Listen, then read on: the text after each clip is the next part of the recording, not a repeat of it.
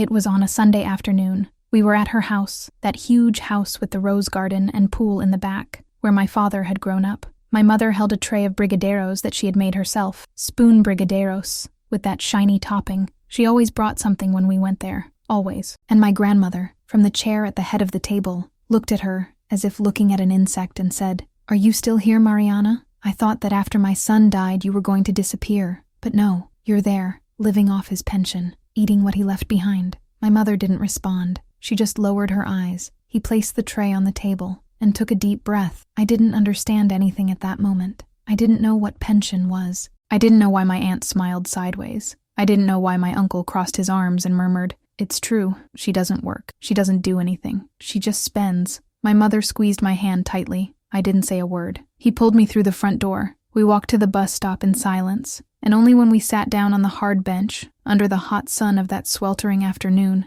did she let out a shuddering sigh and said softly, "They'll never understand." I didn't ask what. But that day, something inside me started paying attention. My mother had been a widow for 3 years. My father had died in a car accident. He was returning from work on a rainy night, lost control on the curve, and hit a truck head-on. I was 9 years old. I remember the wake, from the closed coffin, the smell of white flowers that made me yearn to this day. My mother didn't cry at the wake. She stayed by my side the entire time, holding my hand, returning greetings, thanking me for hugs. But he didn't cry. Only later, at home, when she thought I was asleep, did I hear her muffled sobs on her pillow. She was like that, too strong for everyone, fragile only when no one saw her. After my father died, life changed. We lived in a small apartment, 2 bedrooms, in a simple neighborhood. My mother didn't work outside the home. She took care of me. He made lunch, took me to school, helped with homework. My father paid for everything. He was an engineer. He earned well. We weren't rich, but we never lacked anything.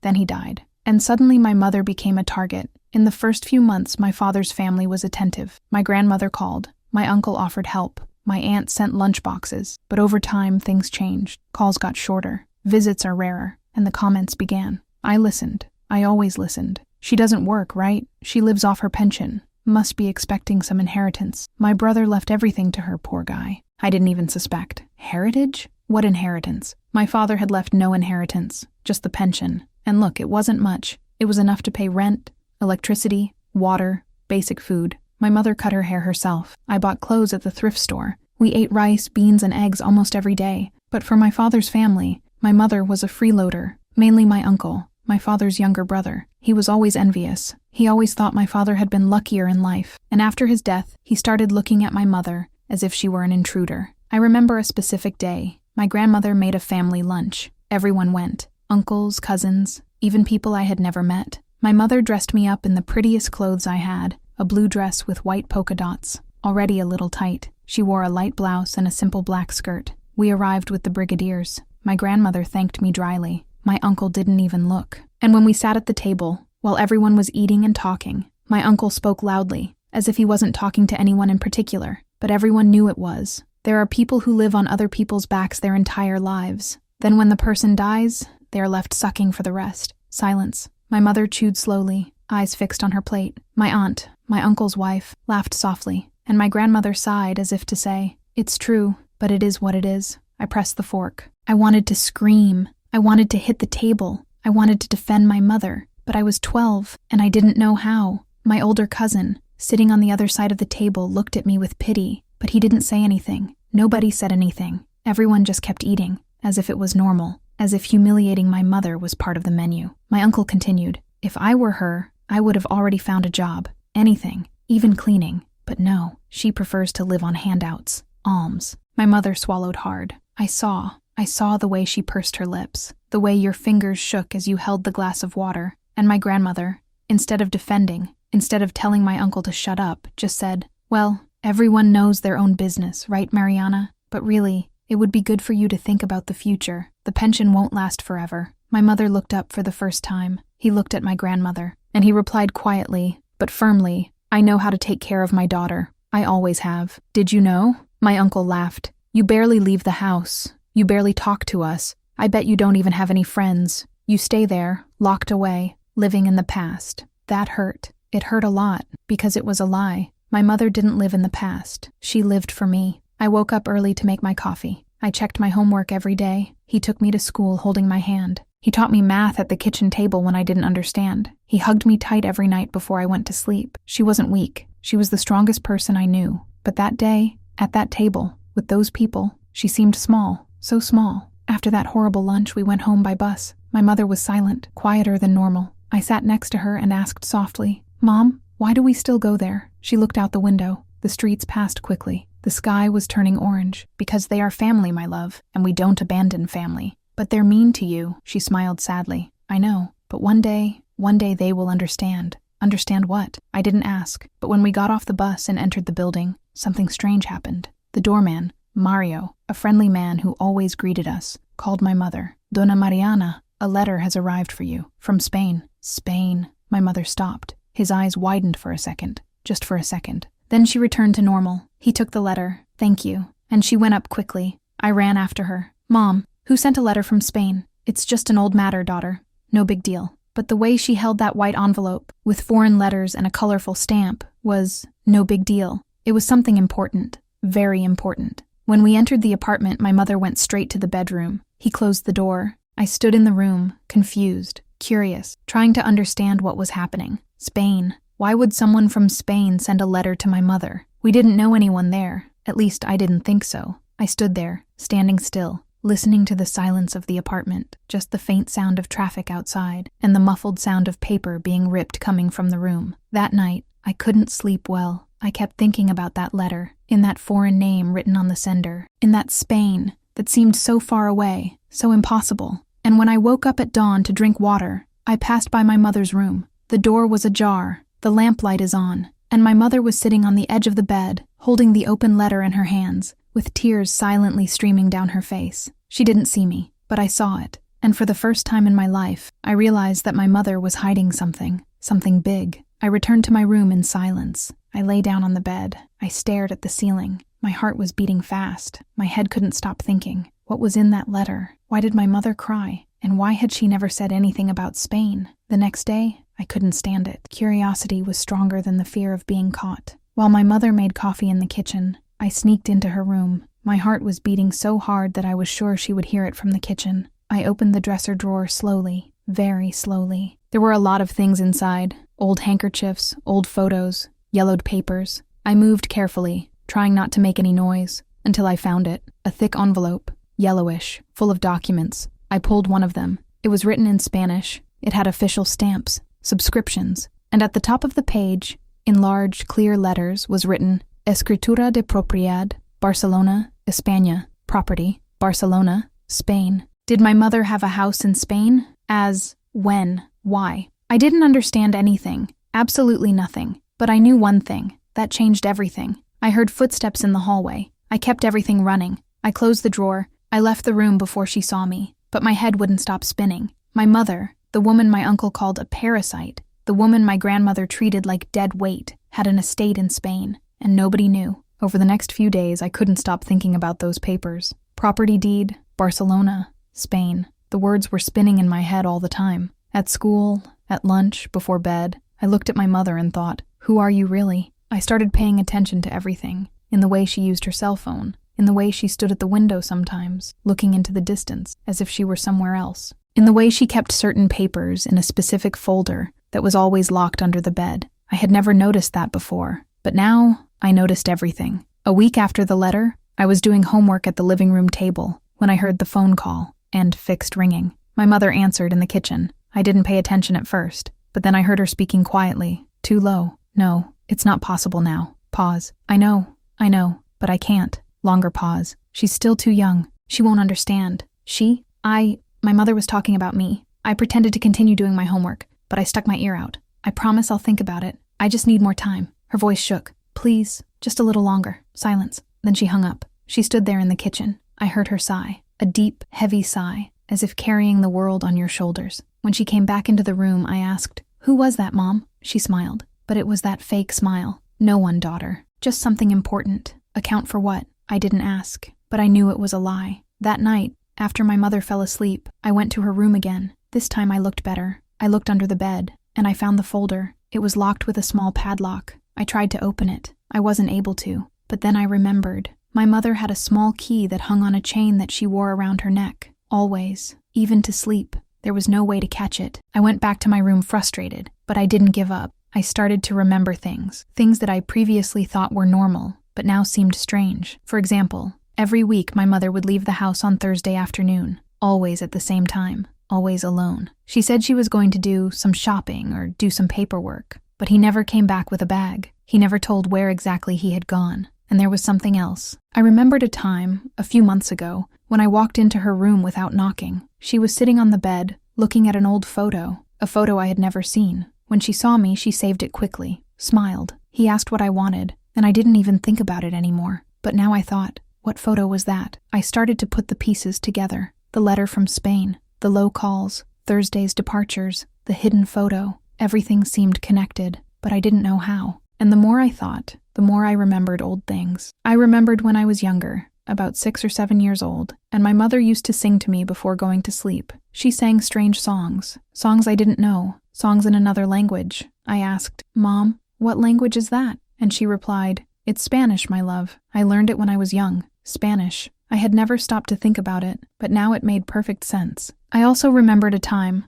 when my father was still alive, that I heard him asking her, "Do you ever think about going back?" And she replied quietly, "There's no way, not now, to go back. Back to where?" At the time, I thought it was about the house where she grew up, in some country town. But what if it wasn't? What if it was about Spain? I was starting to put together a puzzle, but parts were missing, lots of pieces. Until, one Thursday, I decided to follow her. My mother left the house as usual. I waited about 2 minutes. Then I left too. I followed her from afar. She walked to the bus stop, took the bus. I took the same bus, sat at the back, hid behind a big man. My mother got off in the city center. He walked for about 3 blocks. He entered an old building with a golden sign on the door. Advocacia Mendez and Costa. Advocacy? I stayed outside. I waited. Half an hour later, she left, and I wasn't alone. There was a woman in a suit, short hair, briefcase in hand. They talked seriously. The woman handed an envelope to my mother. My mother thanked me, and they left, each to their own side. I ran home before her. I entered.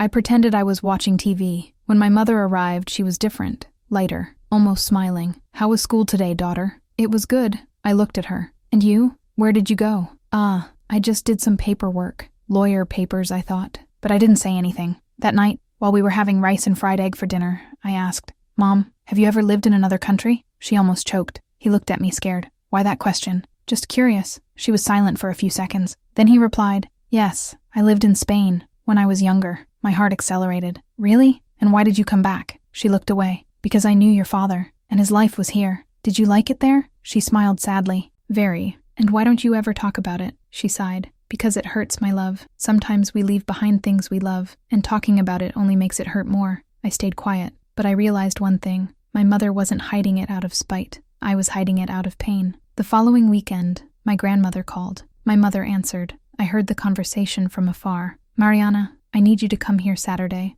Let's sort out some things." "What things?" "Things from my son's inheritance." "Heritage?" My father had left no inheritance, just the pension. My mother tensed. "I don't know if I can go." "You go, and take the girl," and hung up. My mother stood still, holding the phone. I saw the fear on her face. Real fear. On Saturday, we went. We arrived at my grandmother's house around 3 in the afternoon. Everyone was already there. My uncle, my aunt, even a man in a suit that I had never seen before. "This is Dr. Fernando," my grandmother introduced. "Family lawyer, attorney." My stomach tightened. We sat in the living room. My uncle looked like he had won something. My aunt smiled sideways. And my grandmother, serious as always, said, "Mariana, we called you here because we need to talk about the pension." My mother didn't respond, just waited. The lawyer opened a folder. He took out some papers, and he said, in a firm and cold voice, "We are questioning the continuity of the pension. There are indications that you may be hiding assets." "What?" My mother turned pale. "Hiding assets? I have nothing." "He is sure?" My uncle leaned forward. "Because we heard that you've been receiving international mail, from Spain to be more exact." My heart stopped. My mother looked at him, then to my grandmother, then to the lawyer, and he said quietly, "That's none of your business." And yes, my grandmother knocked on the table. "If you have assets abroad, you don't need my son's pension. And we're going to go to court to cut it." I couldn't believe what I was hearing. Did they want to take away what little we had? My mother got up. He held my hand, and he said, with an icy calm that I had never seen before, "Do whatever you want, but know one thing. You don't know anything about me. Nothing." And we left. When we got home, my mother locked the door, sat on the couch, and started crying. It wasn't low crying. It was loud crying, desperate, as if everything she had held on to for years was coming out at once. I sat next to her. I hugged her, and she hugged me back, tight, as if I were the only real thing in the world. And it was there, in that hug, that I understood something. My mother was fighting alone, against everyone, and no one knew how much. That night, after she slept, I went back to her room. This time I didn't look for the folder. I looked for my cell phone. It was on the nightstand, unlocked. I opened the messages. I scrolled until I found a conversation with a foreign number. The last contact was 3 days ago. Mariana, you need to decide soon. The property is ready. All you need to do is sign. And my mother's response. I know, but I can't go now. I can't leave her. Property ready? Sign what? I rolled more. I found another message from 2 months ago. It was a photo. A house, white, with iron balconies, blue windows, a small garden, and in the background, the sea. Underneath the photo, the message, your inheritance, your home, waiting for you. Heritage. Had my mother inherited a house in Spain? From who? I didn't sleep well that night. I kept thinking about the photo. In that white house, with blue windows and the sea in the background. Your inheritance. Your home, waiting for you. Whose heritage? My mother had never spoken about her family. Never. I knew she had grown up alone. I knew I didn't have any brothers, but I never asked more than that.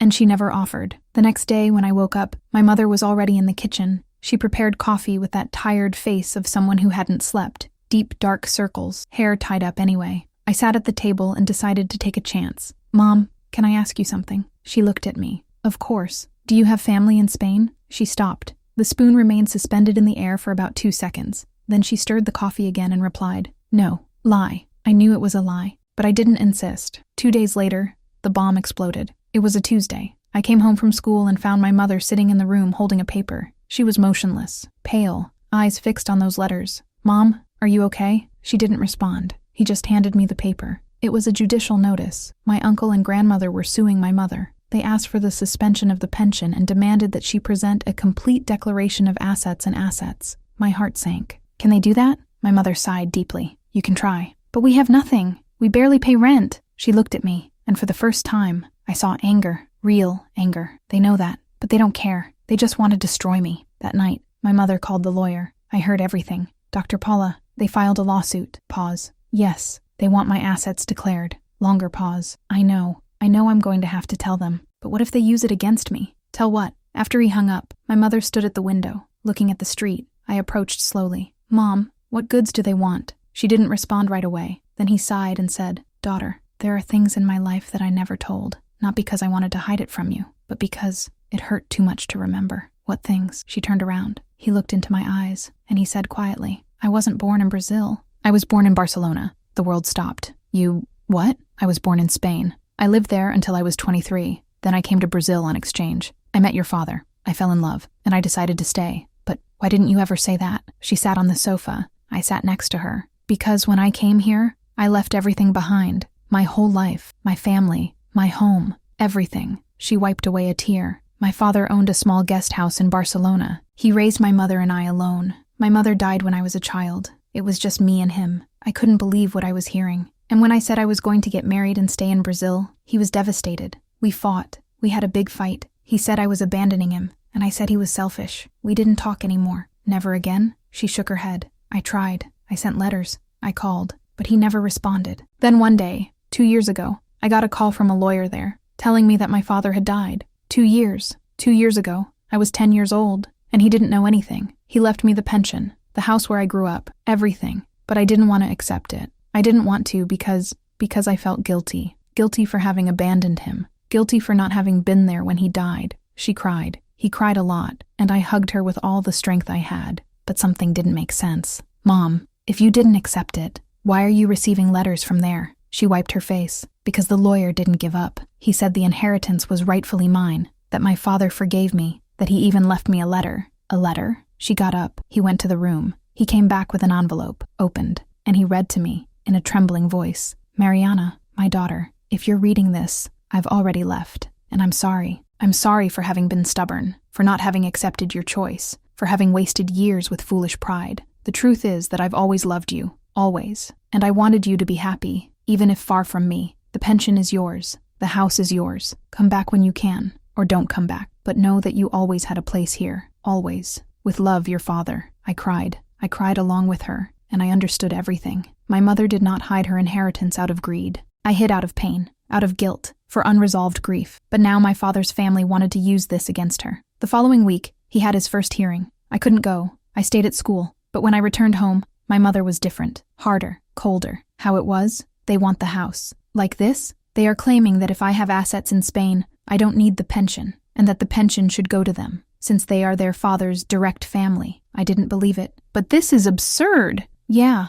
but that's what they're trying. My uncle was smart. He had hired a good lawyer, a lawyer who knew how to twist things. And at the hearing, he presented evidence that my mother was living a life of luxury off her pension, while hiding million-dollar property in Europe. Millionaire? My grandfather's pension was small, simple. It wasn't even worth a tenth of what they were saying, but the narrative was planted. Over the next few days, my grandmother started spreading the story. He called people he knew, posted indirect messages on Facebook. He told everyone that the daughter-in-law had deceived everyone, and people believed. I saw this at school. My colleagues' mothers started to look at me differently. Once, I heard two of them whispering, "Poor grandmother, her daughter-in-law hid everything. She must have gotten married just out of interest." Interest? My mother who gave up everything? Who left his entire life in Spain to be with my father? But nobody knew that. And my mother didn't defend herself. She was just quiet, always quiet, until one day I couldn't take it. It was on a Sunday. My grandmother had scheduled a family lunch again.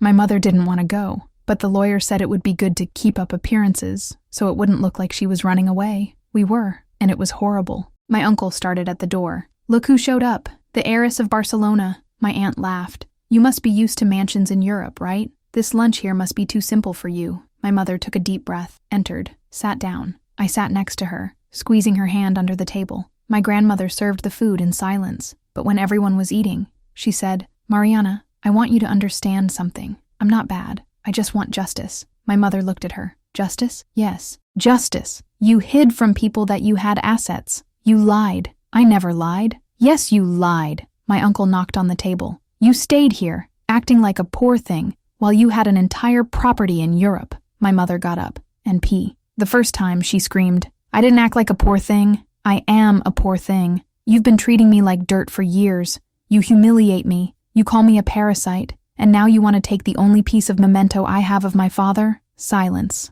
Everyone was shocked. My mother had never screamed, but she didn't stop. "You don't know anything about me. You don't know what I left behind. You don't know what I sacrificed. You don't know the pain I carry every day. And yet, you judge me. You prosecute me. You destroy me." She took the bag. He took my hand. "And you know what? I'm tired. I'm tired of putting my head down. I'm tired of keeping quiet." And we left. But when we got home, the phone rang. It was the lawyer. "Mariana, I need to tell you something." The judge accepted their request. "You will have to present all the property documentation in Spain. And if the value is high, they can actually suspend the pension." My mother collapsed, and I realized we were losing. After that call, my mother stayed locked in her room for 3 days. She barely ate. He barely spoke. I only went out to go to the bathroom. I knocked on the door. "Mom, please, eat something." "I'm not hungry, daughter." I didn't know what to do. I had never seen her like this, so broken, so defeated. I made soup. I left it on the bedroom door. I came back an hour later. It was cold, untouched. I tried again the next day. I made rice pudding, the one she liked. I left it with a note. "I love you, Mom." When I came back, the plate was empty, but the door remained closed. At school, I couldn't concentrate. The teacher asked. I lied. "It is good too." But it wasn't. Nothing was. I was afraid. Fear of losing my mother. Not of death, but of giving up. To see her disappear inside. At night, I would put my ear to her bedroom door and listen. Sometimes there was silence. Sometimes I cry softly. And one of those nights, I heard her praying, "God, I can't take it anymore. Help me. Give me strength. For my daughter. Please." That broke my heart. Until on Thursday, Dr. Paula showed up at our house unannounced. She rang the doorbell. I opened it. She came in with a folder under her arm and a look like she wasn't kidding. "Where's your mother?" "In the bedroom. She's unwell." The Dr. Paula went straight there. He knocked on the door. "Mariana, it's me. Open up." Silence. "Mariana, open that door now or I'll knock it down." The door opened. My mother appeared. Messy hair, red eyes, wrinkled clothes. She looked 10 years older. The Dr. Paula entered. He closed the door. I was outside, but I could hear everything. "Mariana, are you going to give up? I can't take it anymore. Are you going to let them win?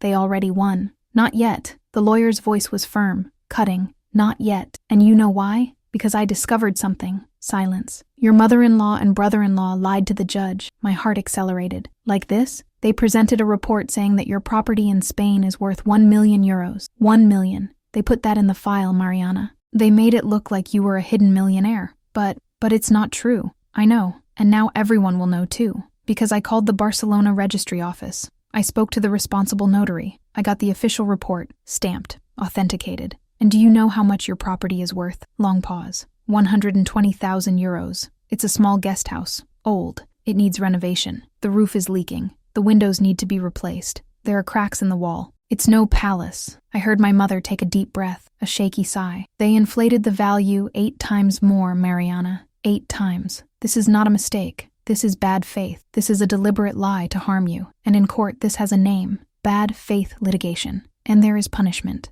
I don't know what to say. You don't need to say anything now. But you need to do one thing. What? You get out of bed. You fix your hair, take a shower, eat something. And tomorrow, you're going to the forum with me to prove that they're liars. Prove that you're the victim. Prove that they're trying to destroy you out of pure evil. There was a long silence. I held my breath. Then my mother said, her voice still weak, but different, firm. Okay, it's okay? Okay, I'll go. I listened to the doctor. Paula laughed, a laugh of relief. That's how I like it. Now go, take a shower. Your daughter is out there worried sick. The door opened. My mother left, saw me, and for the first time in days, he smiled. A small, tired but real smile. Hey, my love. I ran and hugged her. I hugged him with all my might, and she hugged me back. And we stayed there, in the hallway, just us, crying and hugging each other. The next day, my mother woke up early, took a shower. He washed his hair, tied into a simple bun. She wore the white blouse she kept for important occasions, and black pants. He applied a light lipstick. He looked in the mirror, and I saw it. She was coming back. Before going out with Dr. Paula, she came to me.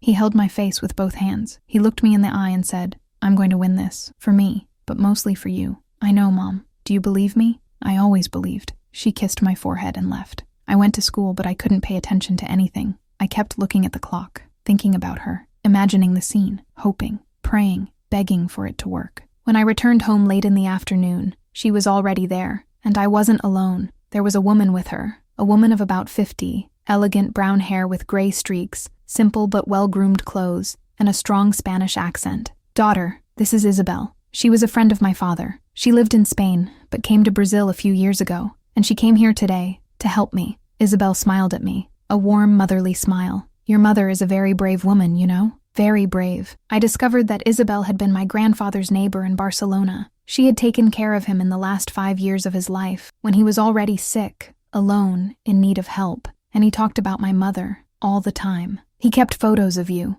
Isabel said, sitting in our living room, drinking coffee. Photos from when you were a child, Mariana. Photos from your wedding. He looked at them and cried. He said he had been a fool, that he had lost his daughter out of pride. My mother wiped away a tear. And when he knew he was dying, he called me. He held my hand and said, Isabel, if anything happens, you find my daughter. You tell her that I loved her, that I always have, and that I forgive her. And I ask her to forgive me too. Those were almost his last words. My mother sobbed. Isabel held her hand. And now I know what you're going through. I know this family is trying to destroy you, and I won't let it. Your father made me promise that I would take care of you if anything happened, and I will. Are you going to testify? I will. I will tell you everything. I will tell you how your father loved you, how he left that pension to you with love, how it was no fortune, it was just a memory, and I will prove that you deserve it, because it is yours, by right and by love. My mother cried, but this time it wasn't crying out of despair. It was a cry of relief, of gratitude,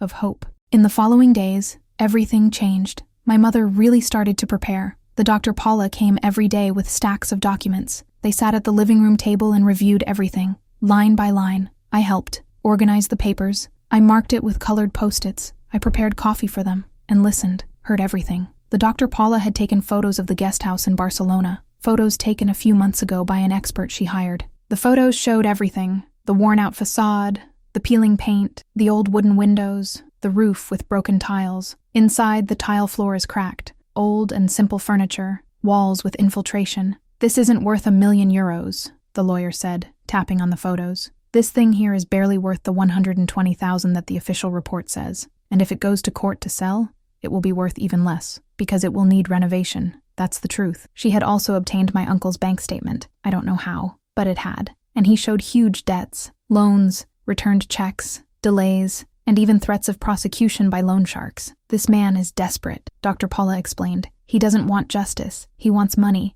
and his mother's pension, for him, is the solution. We also prepared documents that proved how much my mother spent every month. Rent, light, water, food, everything tight, everything told. There was nothing left. Absolutely nothing. Parasite? My mother said, looking at the papers. Am I a parasite? Spending 300 Rs on rent, 100 on electricity, 80 on water, buying chicken and rice in bulk? Am I the parasite? Her anger was growing, and that was good, because anger gives strength. The final hearing was scheduled for Tuesday, June 14th, at 2 p.m. I couldn't go because I had a test at school, but I told the teacher that if it went past 4 p.m., I would leave. She understood. My mother left the house at 1 p.m. He took all the documents in a folder. Isabel went along, and the doctor. Paula, too. Before leaving, my mother hugged me. Anything. I'll call you. It'll be fine, Mom. I know. And she went. I took the test automatically. I barely remember the questions. When it was over, I ran away. I got home at 4:15 p.m., and she still hadn't come back. I sat on the sofa.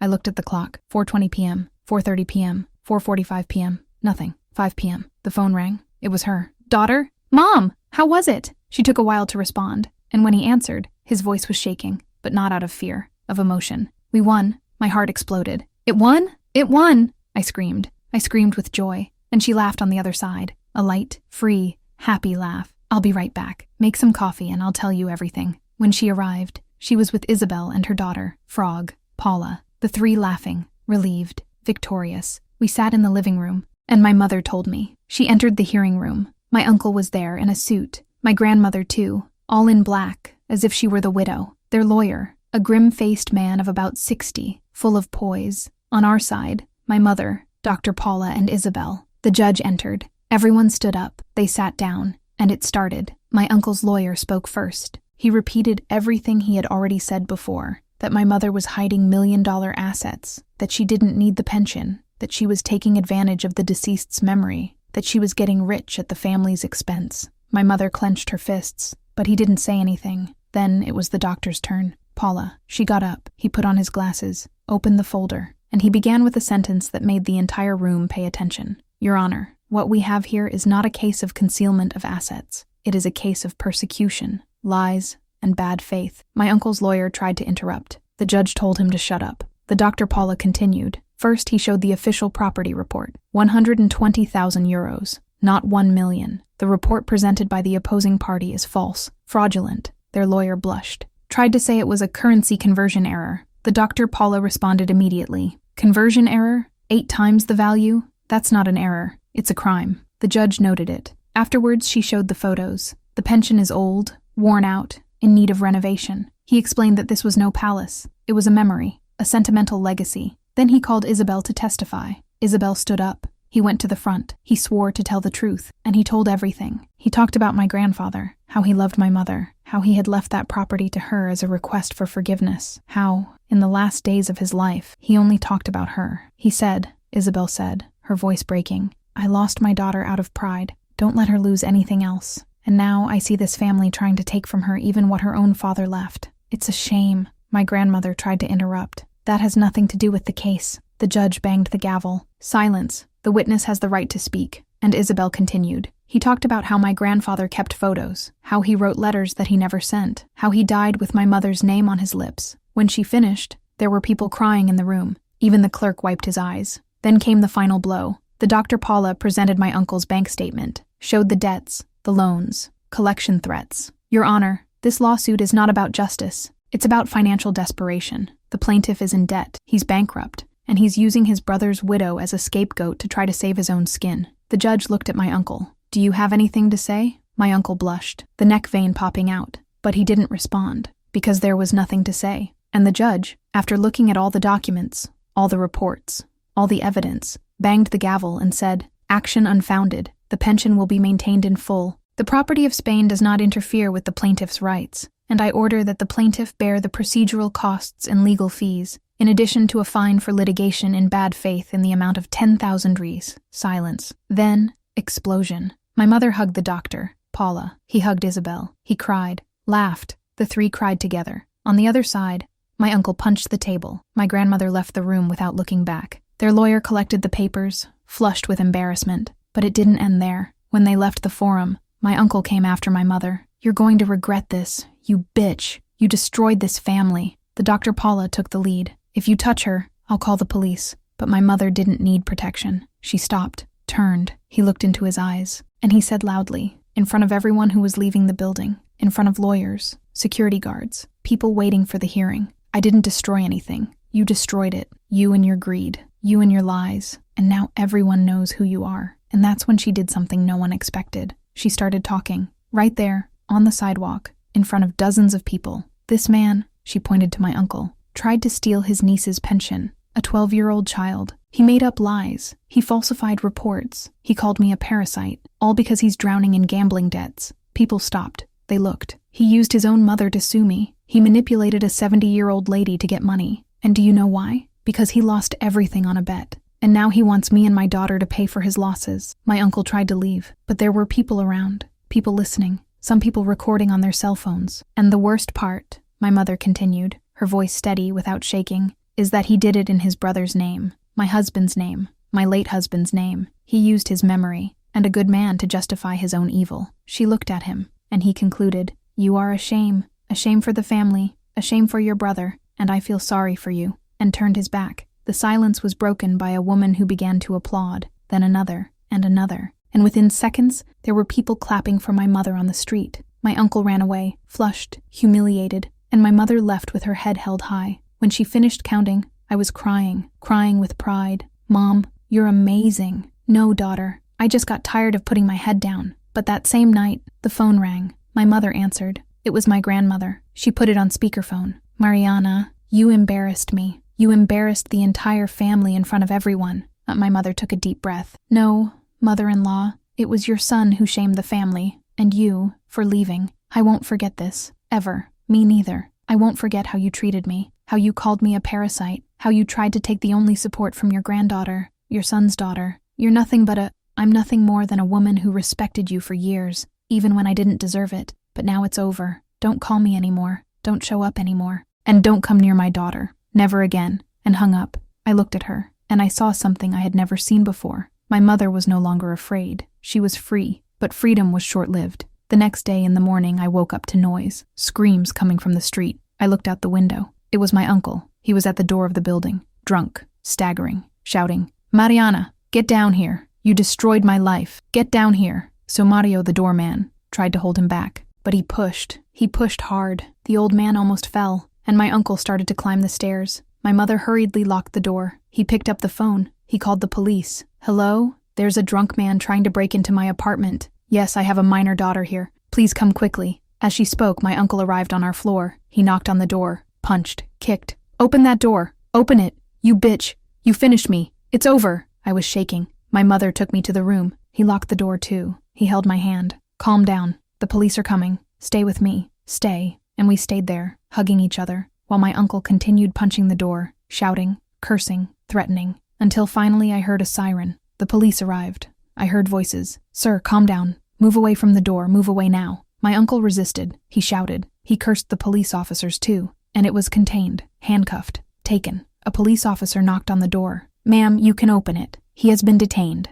My mother opened it. She was pale, tremendous. The police officer explained that my uncle would be booked, that he was going to respond for threat, invasion, disturbance, and that we could ask for a protective measure. "Please," my mother begged, "do it. I don't want him near my daughter." And they did. My uncle was taken. He spent the night at the police station. The next day was the hearing. He took a protective measure of 300 meters. He couldn't get close to us. If he got any closer, he would be arrested. But the damage was done. My mother finally understood. As long as we stayed there, in that city, close to that family, we would never have peace. And it was that week, on a Thursday night, that she sat with me at the kitchen table. He held my hands. He looked into my eyes, and he said, "Daughter, we're leaving." "Although where?" She smiled. A small but real smile, full of hope. "To Spain." I was frozen. "Spain?" "Yes. We're going to live at my father's house, at our house. But what about school? What about my friends? What about here?" My mother shook my hands. "There's nothing left for us here, daughter. Just pain, just fear, and I'm tired. I'm tired of living in fear. I'm tired of looking back all the time. I want to start over, and I want you to grow up in a place where we can breathe." I didn't know what to feel. Fear? Relief? Excitement? What if we don't like it there? She smiled. "Then we'll come back. but at least we tried. That night, I didn't sleep. I kept thinking, Spain, Barcelona, a house I had never seen, a language I barely knew, a whole new life. It was scary, but it was also liberating. Over the next few days, my mother began to organize herself. He called his lawyer in Barcelona, talked to Isabel. He researched the school for me. He started selling the furniture. I helped. We packed clothes. He separated what went and what stayed. It was strange to see our entire lives fit into 6 boxes, but it was also light. Mr. Mario, the doorman, was sad. You will be missed here. We'll feel it too, Mario, but it's better this way. My teacher cried when I told her, you are a great student. You will be missed. My friends threw a surprise party. Small, simple, with box cake and snacks. But it was special.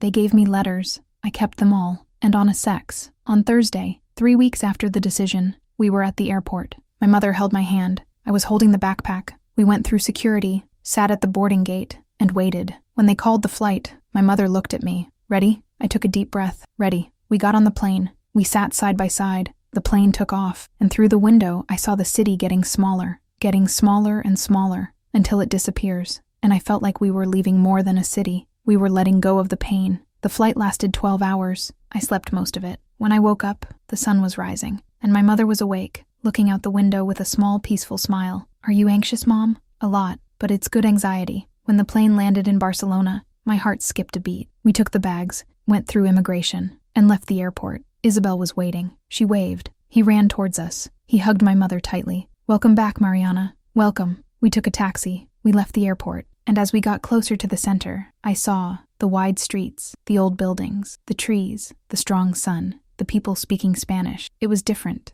very different, but it was beautiful. The taxi stopped on a narrow street, old houses on both sides, colorful facades, windows with iron balconies, and in the middle of the street, a white house with blue windows and an old wooden door. It's here, Isabel said. My mother got out of the car. She stood in front of the house, just looking, eyes full of tears. It's smaller than I remembered. Isabel smiled. But it's still yours. We went in. The house smelled like mold. There was dust on everything. Some furniture covered with old sheets. The cold tile floor. The walls were cracked in some spots. But there was something in that house. Something special. My mother walked slowly. It touched the walls. He looked at each room. And when she reached the room that had been hers as a child, she stopped. He sat on the bed and cried. I sat on the side. I hugged her, and she hugged me back. I'm back, Dad, she whispered. I went back. The first few days were difficult. The house needed cleaning, of repair, of life. We spent a whole week cleaning, painting, tidying up. Isabel helped. I brought neighbors. And little by little the house was reborn.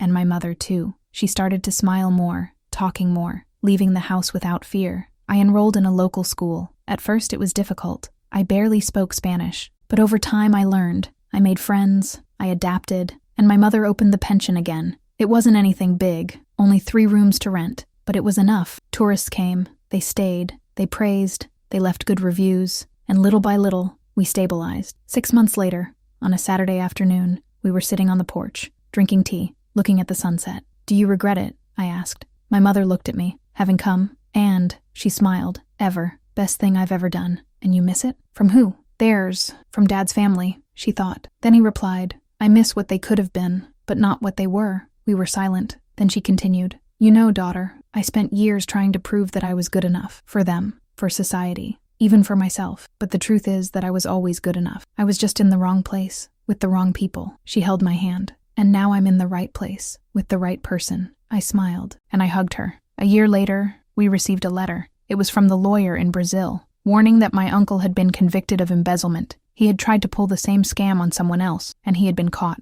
My mother read it. He sighed. And he kept the letter. Aren't you happy? I don't feel anything, she replied. Not anger, not joy, just nothing. He's not a part of my life anymore. And it was true. We had moved on. Today I am 22 years old. I study at university here in Barcelona. I work part-time at the boarding house. And I see my mother every day. She's different now. Lighter, happier. He has friends. Go out to dinner. I laughed out loud. And sometimes, when I pass by her room in the early hours of the morning, I see her on the balcony, looking at the stars, smiling alone. She found the peace she never had, and I found pride in being her daughter. Because my mother is not a victim. She is a survivor. She is a warrior. She is everything I want to be when I grow up. And that house in Spain, that my uncle tried to use against her, that my grandmother tried to destroy, that everyone thought was luxury and greed, that house became our fresh start, our home, our refuge. It wasn't about money. It never was. It was about dignity, about having a place in the world, about not lowering your head to anyone. And my mother taught me that. She taught me that we don't need the approval of others to be happy, that we don't need to prove anything to those who don't deserve it,